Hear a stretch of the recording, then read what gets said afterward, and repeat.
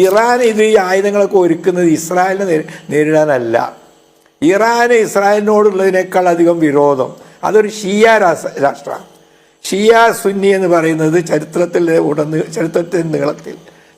ഉടനീളം വലിയ സംഘടനകളും പലപ്പോഴും അങ്ങോട്ടും ഇങ്ങോട്ടും തിരിച്ച് ഞാൻ ഒരിക്കൽ ഇറാനിൽ പോയിട്ടുണ്ട്. അവിടെ ഞാൻ ചെന്നപ്പോൾ ഞാൻ കാണുന്നത് ചരിത്രത്തിൽ ഒരു ഘട്ടത്തിൽ മാത്രം ഈ സുന്നികളെ ഇറാൻ ഷിയാക്കൾ തോൽപ്പിച്ച ഒരു ഘട്ടമുണ്ടായിരുന്നു. അയാളുടെ പേര് ഇപ്പം എന്നോട് ശരിക്കും ഓർമ്മ, ഒരു ഇസ്മായിൽ സഫൈ എന്നിട്ട പേര്. അയാളുടെ പ്രതിമയും അയാളുടെ എല്ലാം വലിയ ജോറായിട്ട് അപ്പം എൻ്റെ കൂടെയുള്ള അവിടുത്തെ യൂണിവേഴ്സിറ്റിയിലെ വിദ്യാർത്ഥികളാണ്. ഞാൻ ചോദിച്ചെന്താ ഇയാളുടെ ചിത്രം നിങ്ങൾ ഇത്ര വലിയതാക്കി വെച്ചിരിക്കുന്നത്? അത് പിന്നെ ഒരു സുന്നി മുസ്ലിം അല്ലേ അയാൾ, അതുകൊണ്ടാണ് ഞങ്ങൾ വെച്ചത്, ഞങ്ങളുടെ ഏറ്റവും വലിയ ശത്രു അവരാണെന്ന് അവർ പറയുന്നത്. അപ്പോൾ യഥാർത്ഥത്തിൽ ഇസ്രായേൽ ഇവരുടെ പ്രഥമ ടാർഗറ്റ് ആയിരുന്നില്ല.